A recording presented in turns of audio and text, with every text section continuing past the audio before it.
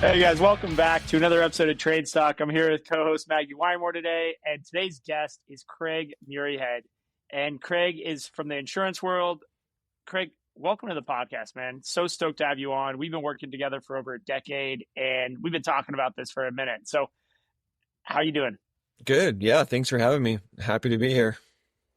So for all the listeners out there, tell us a little bit about what you do, how you work with some contractors and businesses, where you're located, all that fun stuff.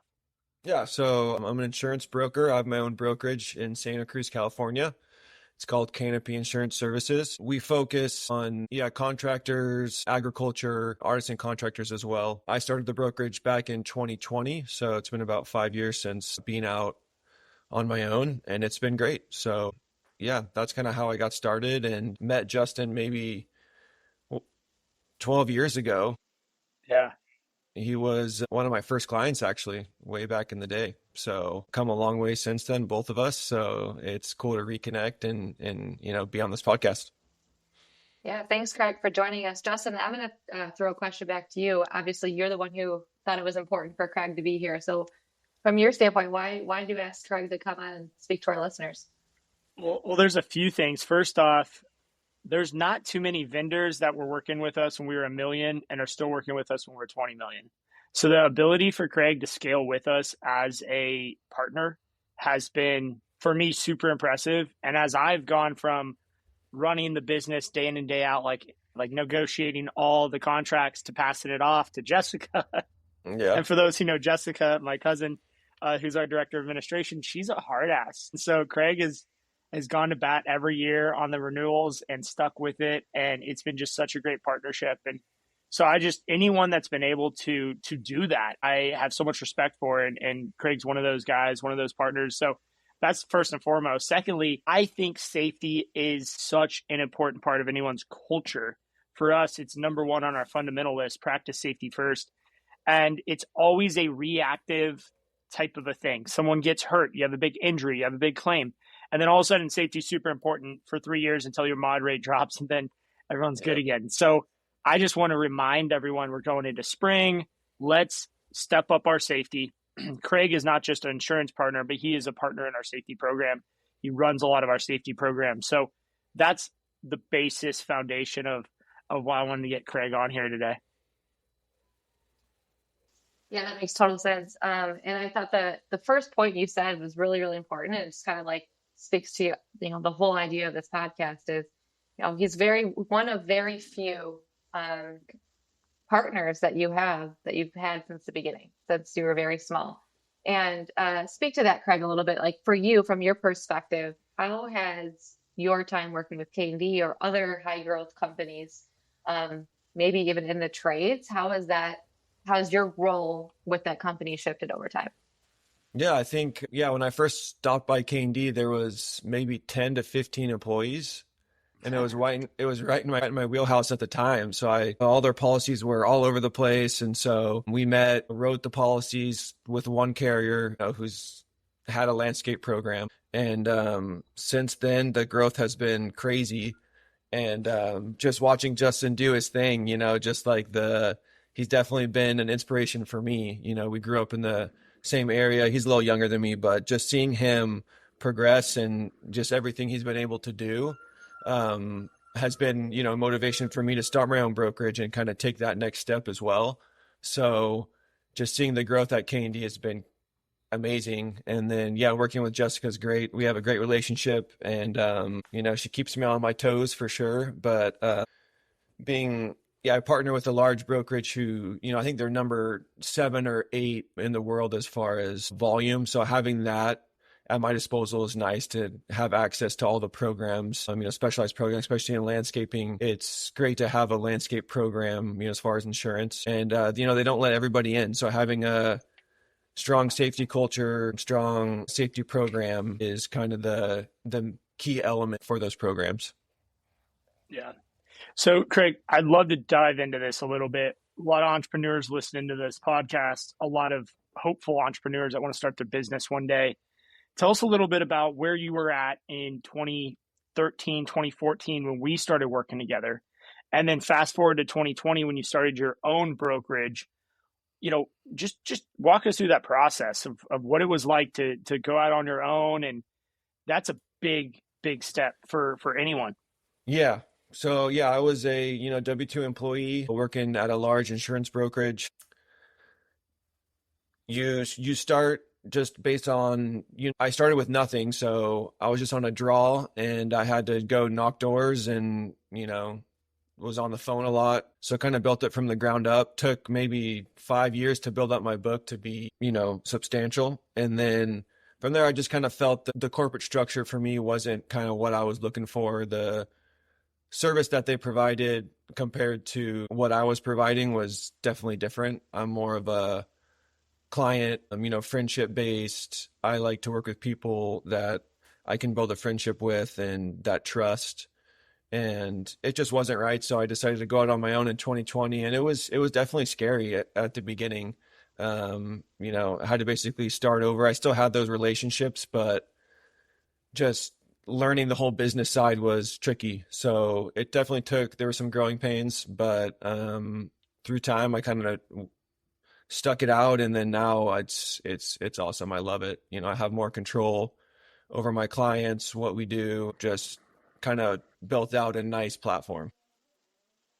That's awesome. I know one way, and Justin alluded to this a little bit, but one way you really help K&D is through their safety programs. So Yeah. you lead all of those. You're very heavily ingrained. I know they like to do like their safety training days. I'm sure Yep. you show up for those and sponsor those. So tell our listeners a little bit about like how to bring their insurance provider in as a safety partner. Yeah. So it's interesting. A lot of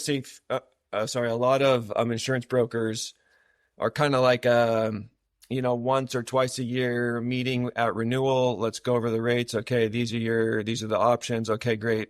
See you next year type of thing. But we know in the trades, landscaping, construction, whatever it is, it's all about people, right? It's all about your workforce.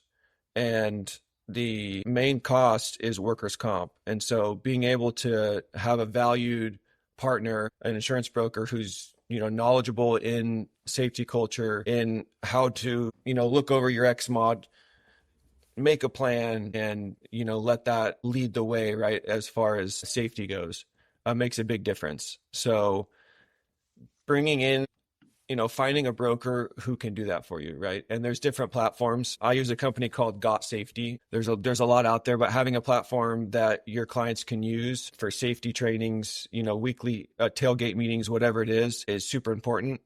And then depending on where your company is, a safety committee is super valuable. Hey, Craig, on that point Yeah. of safety committee, what size of a company, and let's just take contractor, kind of landscaper as an example, at what size of a company do you think a safety committee makes sense? Like how many employees? Yeah, I always go, that's good. I always go based off of employees. I would say in the 40 to 50 range is where a safety committee can come in to play. A lot of times I like to make it not so much a supervisor foreman activity, but employee level committee. So they're not influenced by their supervisor, because a lot of times when their supervisor's there, they're a little more timid. They're not really going to speak their mind as much. But if it's just the safety committee, based off of employees from, different departments all meeting together, you'll find that kind of triggers something in them and they kind of buy into the safety culture and they find themselves making comments or, giving suggestions or, hazards that are in their work, in their work area that they probably wouldn't have said before to their supervisor because just, maybe they were scared or whatnot. But just having that committee, I've seen companies really turn it around as far as their safety culture. I love the idea of committees, and I gotta shout out Sean, one of our team members here. He's an account manager at K&D, and he was talking about how he used to work at Oakley, and at Oakley they did all these committees, and it was important to do a committee to help improve safety or help do this or help do that. But he said the best thing that came from committees, especially at the more like entry level or lower level standpoint of a company, is you have all these people from different silos, maintenance and construction, who never talk to each other except the annual barbecue. are Yep. getting together and talking about a strategic way to make the company better, you get so much more buy-in. So yeah, I mean, I've seen a big improvement on culture just from a committee of people getting together and breaking down those silos. And so the other thing about committees, safety committee comes out of their meeting, right? And it's kind of entry level team members, mid-level team members, and they have recommendations. How important is it for the management team to take action on those recommendations? Yeah. I mean, the buy-in starts from the top, right? I mean, management has to be the one who's pushing the safety committee, the safety culture, or else it just kind of crumbles.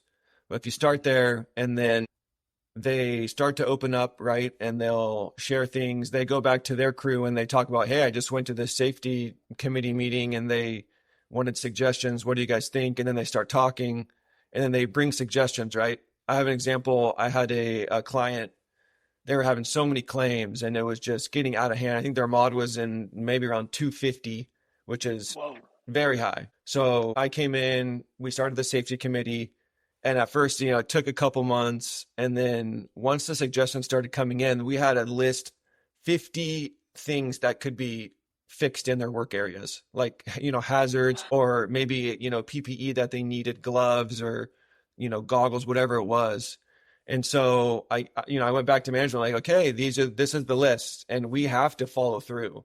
Because if we don't, those employees aren't going to feel any, like they're not going to buy in at all to the safety, because right now they feel like they're not important. They feel like you don't care about them and their safety. And so we started down the list and sure enough, we were able to knock everything out. And then the whole safety culture changed and everybody had buy-in. Everybody was excited to go to work, worked safely. And yeah, so it's definitely, it goes a long way. From your experience, what is like one or two things that people are missing that you identify right off the bat from like their safety program? Like putting I them think at it's just risk. consistency. Having management and supervisors really focus on safety is tricky because they have a lot of different hats that they wear. It's not just safety, right? It's production or whatever it is, but just making sure that safety is on the forefront is super important. And like we said, obviously premiums and, cost savings, but it's also like the morale of your whole team and just how they can work together, right? So it's not just about safety, but it's about your team, working together. Yeah, I think it brings up an important point. Like there's this perfect balance of consistency and like overstating it, like to the point where it just becomes like on deaf Yeah. ear. So Justin, would love to hear from your perspective, like how you maintain that balance between reiterating it every morning and people becoming tone deaf versus like doubling down on the consistency. Yeah, I think making it not so much about like safety, like work safety, but like more about the person, right? Or more about the crew and tailor it to what they're doing that day, right? So it's like, okay, today we have this task. We're going to be digging a lot. So let's talk about, our backs and stretching and making sure we're warmed up, tailoring it more towards that instead of just saying like, okay, guys, let's work safe today. Like be safe. Like let's make sure that we are, safe. So that happens a lot, because the supervisor maybe not, doesn't have the skill set to take it that far. So help cultivating that in all of the, crew leaders or supervisors goes a long way. Yeah. I think when you're so right, Craig, it's like you've got to give the team the assets and the information to deliver the right information to the team. Yeah. Because most of the time they're overworked. Supervisors is, I think, one of the hardest roles in the company by far. You're squished between upper management and field level. You're in the office part of the day, you're in the field the other part of the day. It's the hardest job, if not in the industry for sure, I think. So these guys are already just trying to meet their requirements of showing up and doing their job. Then you're like, oh, by the way, like you're in charge of safety. And we're not going to teach you how to be a safe person. So you just, like you said, hey guys, let's be safe today. And, don't cut your fingers off and don't get in an accident in the truck. But it's what you said, it's taking it to the next level. Like, hey, yeah, guys, we're going to be working around the excavator today. And you know what, John, well, John hasn't worked on this excavator for 3 weeks. And, he's going to swing that thing around a little bit out of control probably at times. So don't be it's like a helicopter. Like don't get near the back rotor at any point, because that that bucket on the excavator can swing around and smack it pretty quick.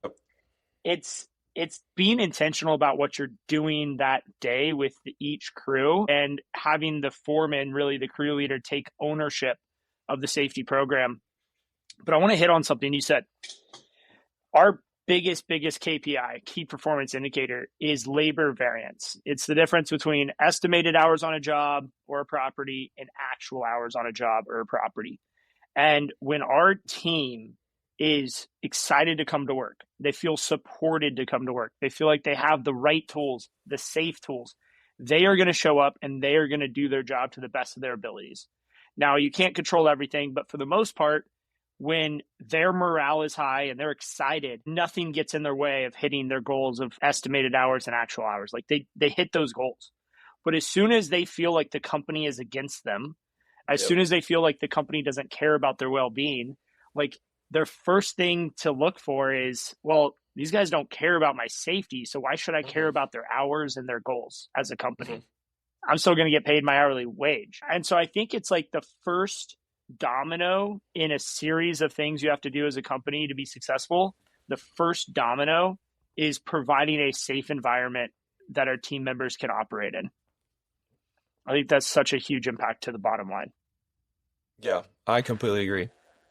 And everybody just wants to be heard at the end of the day. So if they go to work and nobody's really listening to them or, paying attention to them, it's a long day. But if you have buy-in with your team and everyone's working together and has the same goal and same safety culture, it makes it fun.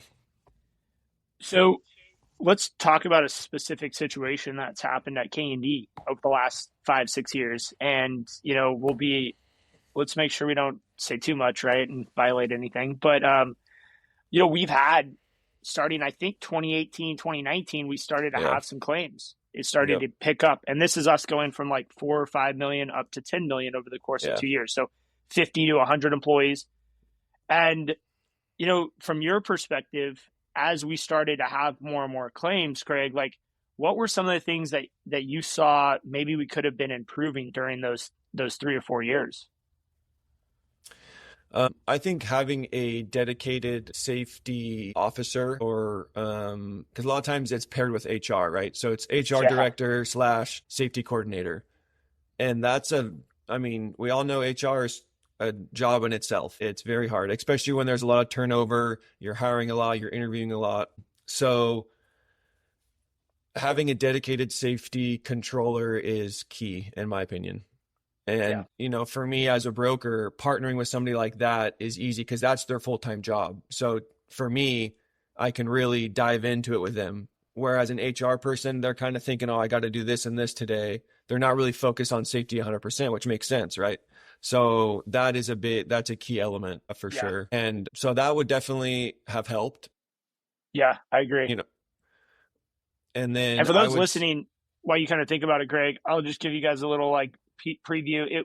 Our mod rate was like in the 68, 69. Yep. Going into this period, it peaked at 140, 150? Yeah. Somewhere in that ballpark. And now I think we're just coming off back down into the 60s. Yep. 5-year period or so. Yeah. 4 or 5 year period. Maybe 6. And so that whole, like, if anyone who's gone through that, it's a tough process because your rates are going up, your team's upset. Like me as a CEO, I'm like, dude, what's going on, guys? Come on, Jessica. Like, why did we just double our mod rate? So that was what we went through.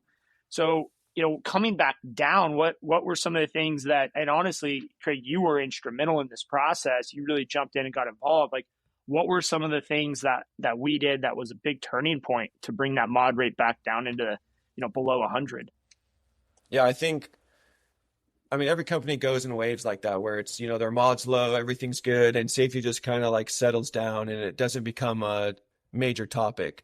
And then when, the incidents start to happen, then it gets a little, okay, safety, yeah, we got to get back into it. But anytime you're hiring a lot of employees, you're going to have more claims. In my opinion, I would say the majority of claims come from new employees. They come to the job and they're going to feel out what the culture is like, what the safety culture is like, right? My supervisor or foreman didn't even talk about safety. So then they start to pick up on what the culture is, right? So I think having a strong safety culture changes that. You come to work the first day and they're on safety, like, oh, I had training, he trained me on how to use this tool. And then that kind of builds that safety culture.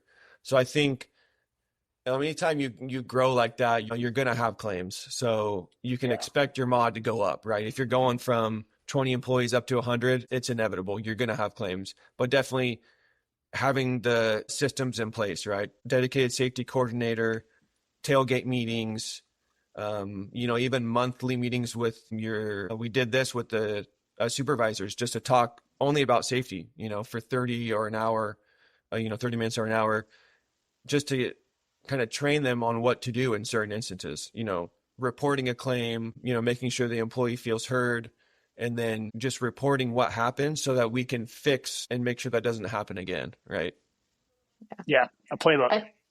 I think a lot of what we've talked about though is like communication. I mean, it all comes back to communication and like not only like communicating with your insurance partner, but communicating with your team.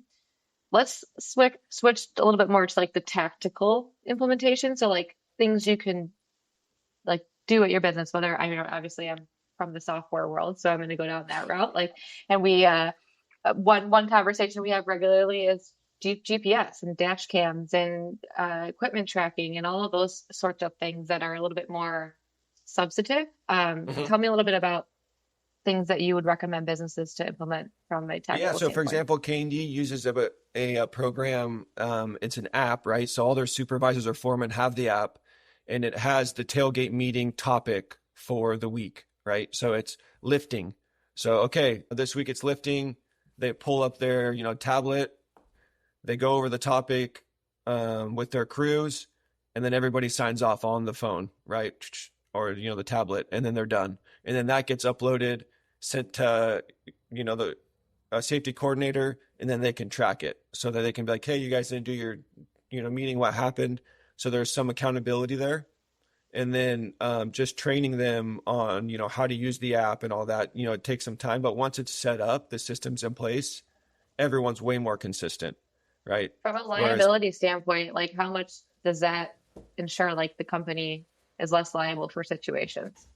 Yeah, so that comes down to, a lot of training as well. So if they're on a tractor or if they're on a forklift, whatever it is, having documentation that there was training there is huge. If there ever becomes a claim liability wise, having all your documentation set up is super important. Yeah, because that's the difference of an accident that's a tragedy versus an accident that's a negligent act on the owner or company, right? And that's the difference of maybe going out of business and not going out of business. 100%. And I think it's really important because a lot of our listeners are within that sweet spot of growth that, whether it be $2 to $5 million. And I think that this is something that really gets implemented while they're in that sweet spot of growth. Justin, when did K&D first implement like documenting training and making sure people signed off on it?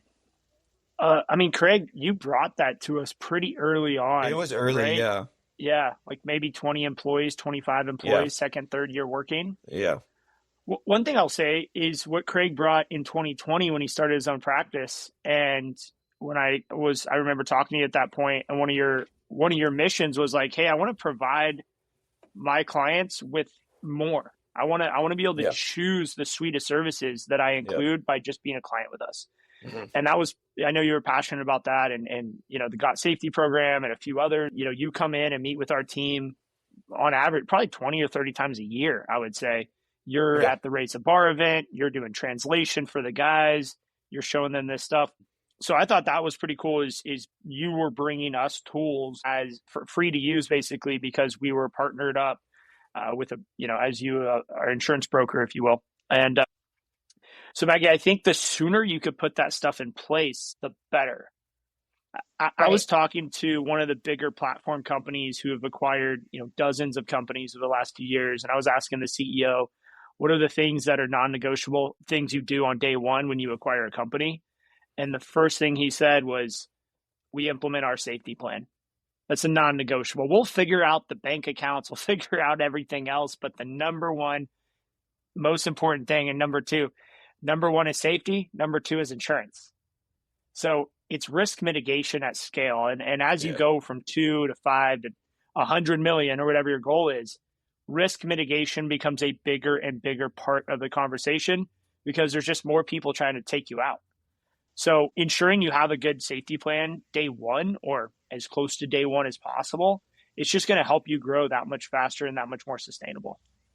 Yeah, Yeah. that's the kind of the point I was trying to get at specifically. Like, and as you get bigger, it gets more and more intimidating because it is a more important piece of the business. So like exercising that muscle and starting, doing the right stuff when you are, a $1 million company or even less than that. That's the kind of the point I'm trying to hit home for our listeners. So if you're in that situation, reach out to someone like a Craig or local to your area that can help you really start doubling down on that mission. Yeah, I really like that. And I feel like that should be the standard for an insurance broker. And I don't think it is. So having a, insurance broker that is, specialized in your area is, important because having, a program for landscapers, you kind of realize, okay, what do they need? Right. Whereas if they just write you because, you're friends with them or whatever, you have some connection, and then you're going to find that the services just aren't tailored to your industry and they don't really apply to you and they're not going to help you. So that's super important. Craig, what are some of those things when you're interviewing an insurance broker or partner that companies should be looking for in terms of service and support beyond the price? Because let's face it, Yeah. I've done it. Everyone's price shop by price. Yeah. Price is So always, what else should, price is, very important. And I think the trust needs to be there, right? Because then that the broker is not trying to make a deal to, make the most money. They're trying to find the best deal for you and the best fit for you.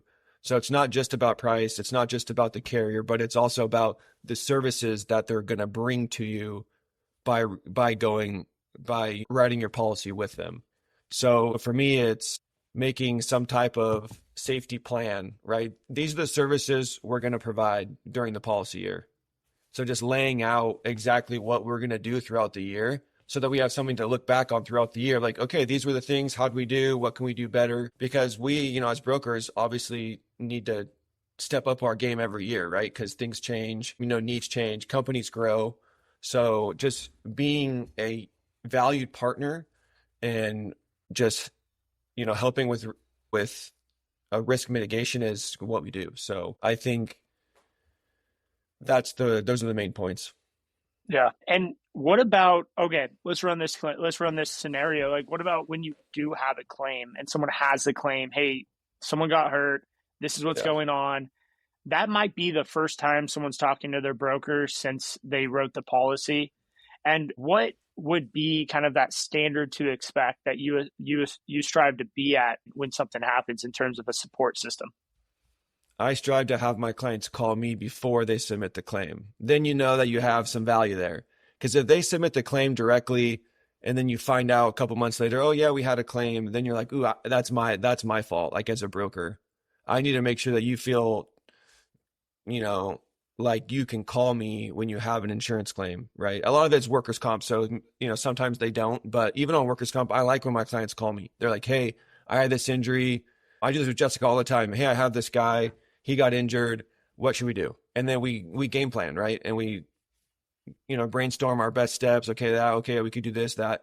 And then we, make a plan and then we follow it, right? So having a broker that you trust is super important with claims. And then obviously on the liability side, auto side, making sure that you do call your broker first is super important. Yeah. So that, just having that valued, trusted relationship. Speaking of that trusted relationship, for people who are out there maybe looking for a broker or interviewing like maybe replacing their broker, what are some questions that you would ask to make sure that they're going to be a good partner and have that relationship? Yeah. I would always ask for references, right? So, hey, do you have any companies like mine that you write? And then if they say no, you're like, oh, okay. I mean, do you write any, if you're a landscaper, do you write any landscapers? And they're like, no, not really. Then it's like, okay, might not be the best fit, right? So finding references, from companies that are like you and giving them a call. I'd be like, hey, do you like your broker? I think that goes a long way because then you realize okay, he has a track record. Besides that, having him lay out the services that he's going to provide or that they're going to provide throughout the year is, important. And then, just, you have to make sure that you get along with them and that you have a, good relationship. So, yeah. That's a good one. The services too, I think people don't even realize that some people and some brokers provide services like, I'm going to help build you a safety plan. Like, they may not realize that is a service because no insurance agent before has ever provided that. So that's a great question. Yep. So as we continue to kind of go down this road, I want to talk a little bit about how can investing in a safety program provide a return on investment for company owners? Because there are people who are listening to this podcast that do not own the company, and they have been yelling at their owner, we need a better safety plan. And they just get we need to make more money first. So and of course, this is a setup because this is the opposite way you should be thinking, but how can investing in a safety program save you money on, let's just say, your workers' comp insurance program? Yeah. It's very hard for business owners to be proactive when it comes to workers' comp and safety programs, because a lot of times they have to feel the pain of having a high X mod and saying, oh, my X mod is going to cost me $30,000 this year, to be like, whoa, okay, this needs to become a priority. What's going on? So a lot of times it won't happen until then. I would say 80% of business owners don't take that into, don't prioritize safety until they've had a high X mod. And then from there, then they understand. They're good to go. The rest of their lives, they'll understand, hey, safety and my X mod are super important. So especially when you're that, if you're starting out and you're in that 10 to 15 employee range, if you have one or two claims, your mod's going to go up 50%. Your mod can go up to 150, and then you're paying double what you paid the previous year. And that's huge when you're starting out. So if I could say something, it's do take that time to set up a safety program before you get to the point where your X mod's high and you have claims and then you're trying to deal with it. Can we describe what an X mod is real quick? Yeah. Some people so experience modification. So X mod stands for experience modification. It's a numerical factor that the state gives you based off of your claims and your payroll. So if you have more payroll, you're allowed more claims, right? Because you're going to have more exposure. And it starts at 100. So when you first start out, the first 3 years, you're probably not going to have an X mod.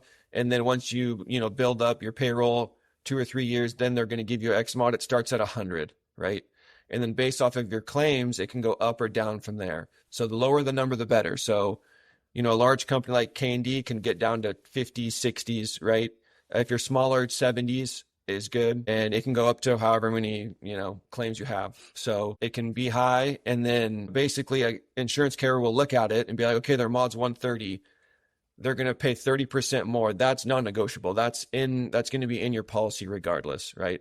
And then from there, an insurance carrier can offer credits based off of your safety programs, your loss history, your frequency, they'll look at all the claims.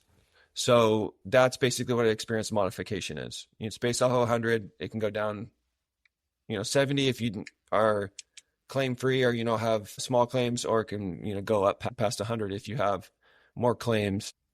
Wow. Yeah. Thanks for explaining that. And I think that's a pretty good way for people to look at what this potentially could cost them. If they have a few claims, you could be paying 50%, 70% more than you're paying today. Look at what that number is. If you're paying, $10,000 a year or $100,000 a year, whatever it is, you can do the math and figure out, okay, well, there's my budget to spend on a safety program. And if it reduces claims, then there's an ROI there to be found. Yeah. And honestly, it's not much cost. It's more time, right? Especially if you start with, tailgates, but it's only, 10 minutes in the morning and then maybe an hour meeting a week with your supervisors to talk about what the topic's going to be. It's really not that much work. It's just making sure you set it up is the hard thing, and being consistent.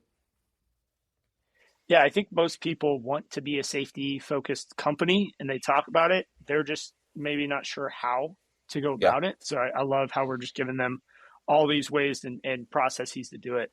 Maggie, what are you thinking? Yeah, I'm thinking of a question that I've heard just in my work, and it's when people make the statement like, "I don't know if I want to submit this as a claim to my insurance because I don't want my insurance costs to go up." Is in any situation is that a good idea? No. Yeah. You want to make sure that your employees know if there is an act that they feel comfortable enough to report it, right? That's also a Hmm. problem in the safety culture is, oh, I got injured, but I'm not going to say anything because I don't want to get in trouble. I don't, so just making sure that they feel comfortable enough to come to their supervisor, like, hey, I got injured. What should we do, right? Because you always want to give them the opportunity to go to the clinic if they would like to. Yeah, and I think you're specifically talking about injuries. Also, I'm glad that that question went the way I wanted it to. I wanted your answer to be no, but but I was like, oh, Yeah. that could have gone poorly because I think that yeah, obviously injuries are one part of the Yeah. insurance piece. There's property damage, other things as True. well, and so I think a lot of times like you have to create this culture that it's okay to make mistakes Yeah. and like you're probably going to get in more trouble by not saying something about it.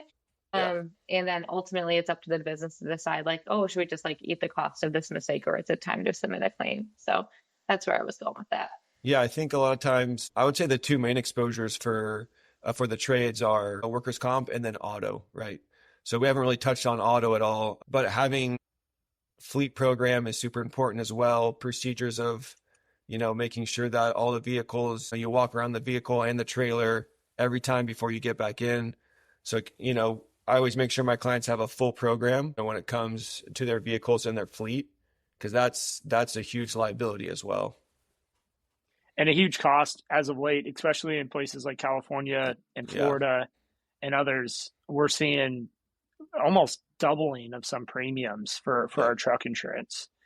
What about just doing some stuff like dash cams and GPS units in trucks? Does that help us on the insurance pricing side when underwriters look at that? Yeah, it can. They definitely take it into consideration, but it's not too significant. But I think like on a company standpoint, it's huge. It really helps the company more. As far as insurance goes, it definitely helps if something happens, right? Because then you have some proof of where the truck was, all that stuff. But as far as like the rates go, there might be a little discount, but nothing substantial. Yeah. Yeah, it's more about preventing that major issue Yeah. or texting and driving kind of thing. Yes, yeah, or speed too is a huge thing, right? Because you can see if they're speeding.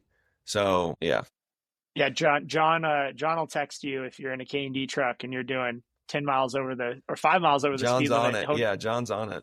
Yeah, He has his push notification set up, so it's like I borrowed one of the trucks to drive to the airport, and he's like, "WTF?" And I'm like, "What?" He's like, I can see when you go over 5 miles an hour." I was like, "Oh, yeah, I was a little late to the airport." So, that's funny. I love that. Yeah, I love that he does it to you as well. Like oh, for sure, yeah, no calls mercy with you out John. just Yeah, no um, mercy. well, awesome.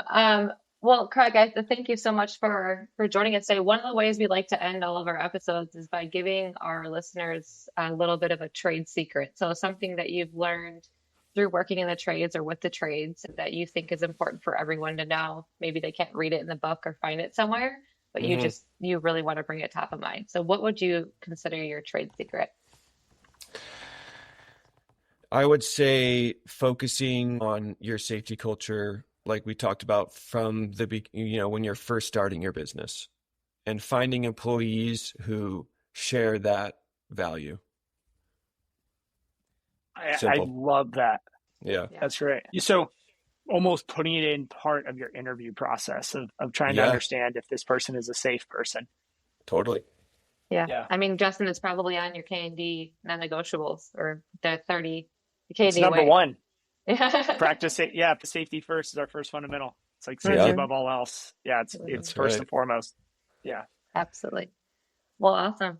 Well, Craig, thank you so much again for your time today. And if anyone in the Santa Cruz area wants to reach out to you, how would they find you and work to be able to work with you? Yeah, so they can email me, call me. All my info's on my website. I don't know if you guys put it too on your thing, but yeah, Yeah, email, Yep. call. My cell phone's there. I'm available. So that's awesome. Awesome. We'll put a link to your website in the show notes if anyone wants to great. get a hold of you. And Craig, last question. What is that area that you service? Do you service more just one area, or are you kind of all over? What's like your service range? I'm kind of all over. My clients range from, I would say, Bay Area down to Oxnard is kind of where I focus. Awesome. Coastal. Yeah, I do a lot of agriculture, so that's kind of the zone. But, we can always have a conversation and find somebody in your area. So Yeah, Craig's a great I'm resource available. for you guys. So if you just want to have a conversation about safety, I'm sure he'll take your call and be happy to chat. Yeah. All right, Craig, have a great day. Thanks for being on today, man. Okay. Yeah. Thank you, Craig. Thanks for the invite. Yeah, appreciate it.